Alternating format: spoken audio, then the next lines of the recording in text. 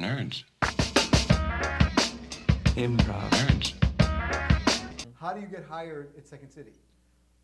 There's no, I guess, for me personally, there's no way to, like, there's for sure way to get hired by Second City. But like for me, it was just like I did this long-running sketch show with this group called the Freshmen. Who they were the first black group I met at Second City at the Outreach and Diversity program, and it was like a group of 15 people at first, and we would do shows all the time, and then it got shrunk down to like about 5. And we ran with each other for about 3 or 4 years, I think, 3 or 4. And that's where I learned how to kind of like develop stuff, and I kind of built a name off that because I would write for them, and we had this long-running sketch show at Jokes and Oats, which never happens. Where's Jokes and Oats? On the Southside, 47th and King, my favorite club, my home club. Shout out to Mary, love you.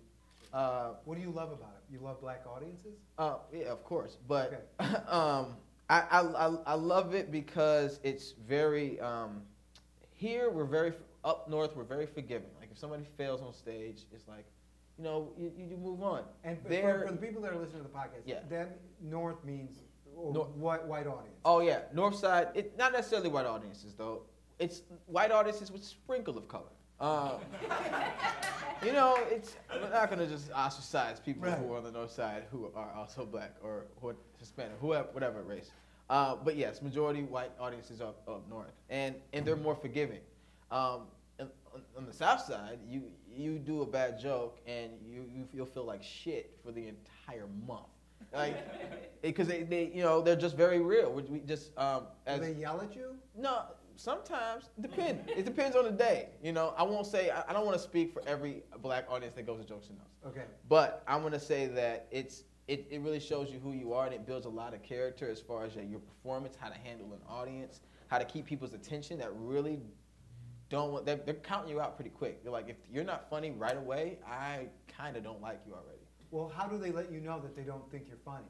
Okay. Say you're doing a bad. You say you just told a bad joke. Okay. Just told a bad joke. Yeah. Did you turn off the lights at the house? No, I think you just. They'll have a conversation about some other shit that has nothing to do with you for your entire set. They will talk through your entire set? Your entire set. They turn the lights on here. I think that was. Oh, that was a bit. You can bring It was a bad one though. It was not constructed well. Very confusing. So yeah. they will have a conversation. Yeah. So They'll talk. Some comedians in the back. When I was there a lot, they used to make these bomb sounds, like just whistling, dropping bomb sounds. Yeah, that's exactly. You just brought back so many memories. was that traumatic? Are you having a flashback? No, it didn't happen to me. Okay.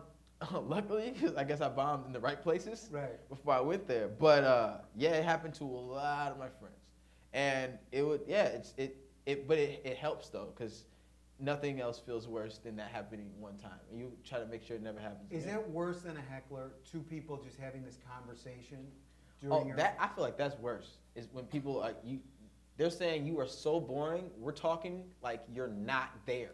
You know what I mean? Like what you're doing right now is not important to us at all. That's worse than being booed. Like I'd rather be booed. That's emotional.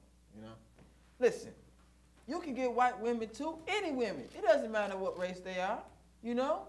You can get any type of woman. All you got to do is be a fraction of yourself. Okay? You know? I got it. Get some cool.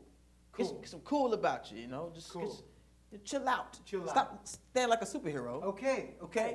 Just loosen up a little bit. Loosen up, man. I'm loosening up. There you See, go. a lot of times you just like talk about you a lot. I think that's the thing. I talk about myself too much? Yeah, man. Why didn't you tell me that? Because you were too busy talking about yourself. I was like, I'm not going to spend my time talking about you, too. I want to get laid. I want you to show me how to get laid. Okay.